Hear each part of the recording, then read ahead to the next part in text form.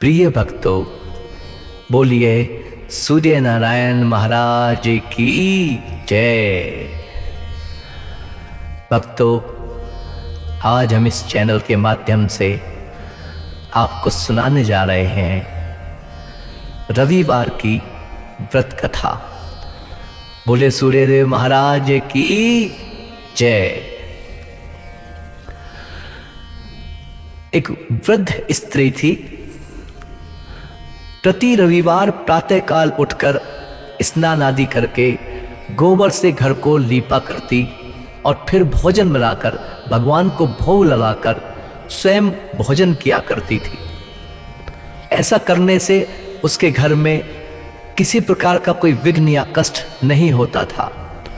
इस प्रकार कुछ दिन व्यतीत हो जाने पर उसके पड़ोसन, जिसकी गाय का गोबर बहलाया करती थी, विचार करने लगी कि बुढ़िया सदैव मेरी गाय का गोबर उठा ले जाती है, इसलिए अपनी गाय को घर के अंदर बांधने लग गई।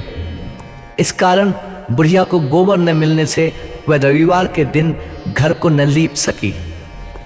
तब उसने न भोजन बनाया और न भगवान को भोग लगा सकी और न उसने स्वयं ही भोजन किया। इस प्रकार उसको अनशन व्रत लिए हुए ही रात हो गई और वह भूखी ही सो गई। रात में भगवान ने उसको स्वप्न दिया और भोजन बनाने तथा भोग ने लगाने का कारण पूछा। बुढ़िया ने गोबर न मिलने का वृत्तांत सुनाया।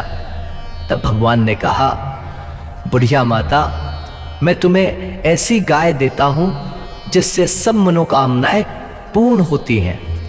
क्योंकि तुम सदैव रविवार को गाय के गोबर से घर लीप कर भोजन बनाकर मेरा भोग लगाकर स्वयं भोजन करती हो, इससे मैं प्रसन्न हूँ। क्योंकि ऐसा करने से मैं अत्यंत प्रसन्न होता हूँ। निर्धन को धन, बांझ स्त्रियों को पुत्र और दुखियों के दुखों को दूर करता हूँ तथा अंत समय में मुक्ति प्रदान करता हूँ। जब बुढ़िया की आँख खुली तो क्या देखती है कि आंगन में एक अति सुंदर गाय और बछड़ा बंधे हुए हैं। वह गाय और बछड़े को देखकर अत्यंत प्रसन्न हुई और उसको घर के बाहर बांध दिया, उसे चारा आदि डाल दिया। जब उसकी पड़ोसन ने बुढ़िया माता के घर के बाहर एक अति सुंदर गाय और बछड़े को देखा तो उसका हृदय जल उठा। और जब उसने देखा कि उसकी गाय ने सोने का गोबर किया हुआ है तो वह उस गोबर को उठाकर ले गई और अपनी गाय का गोबर उसकी जगह पर रख गई। अब वह प्रतिदिन ऐसा करती रहती थी और भोली भाली बेचारी बुढ़िया को इसकी कुछ खबर नहीं लगने दी। तब अंतर्यामी भगवान ने सोचा कि चालाक पड़ोसन के कर्म से बुढ़िया माई ठगी जा रही है। तो भगवान ने सायकाल के समय अपनी माया से बड़े जोर से आंधी चला दी और इससे बुढ़िया माता ने आंधी के भय से अपनी गाय को घर के अंदर बांध लिया। प्रातःकाल उठकर जब बुढ़िया ने देखा कि गाय ने सोने का गोबर दिया हुआ है तो उसके आनंद और आश्चर्य की सीमा न रही। अब वह प्रतिदिन गाय को अंदर बांधने लग गई। उधर जब पड़ोसन ने देखा कि गाय घर के अंदर बंधने लगी और उसका सोने का गोबर उठाने का दांव नहीं चला तो और कुछ उपाय न देखकर उसने उस देश के राजा की सभा में जाकर राजा से कहा कि महाराज, मेरे पड़ोस में एक बुढ़िया के पास ऐसी गाय है जो आप जैसे महाराजाओं के लायक ही है, क्योंकि वह रोज सोने का गोबर देती है। आप उस सोने से प्रजा का पालन करिए, वह बुढ़िया इतने सोने का क्या करेगी। राजा ने जब ये बात सुनी तो सुनकर अपने दूतों को बुढ़िया के घर से गाय लाने के लिए आज्ञा दी।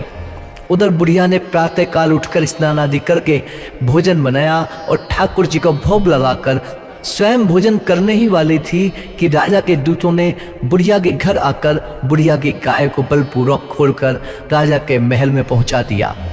राजा गाय को देखकर बड़ा प्रसन्न हुआ और उसको महल के अंदर बंधवा कर दूतों द्वारा उसकी रक्षा का प्रबंध करके आज्ञा दी कि इसके गोबर को मेरी बिना आज्ञा के कोई न उठाए और कोई यहाँ से न हिलाए। और प्रातःकाल उठकर सोने का गोबर पाने की आशा से राजा वहां पर आया जहां गाय बंधी हुई थी। तो क्या देखता है कि गोबर से सारा महल अत्यंत गंदा हो गया है। यह देख राजा को अत्यंत क्रोध आया और अपने दूतों को बुढ़िया को बुला लाने की आज्ञा दी। दूतों ने बुढ़िया के घर जाकर उसको राजा की आज्ञा सुनाई।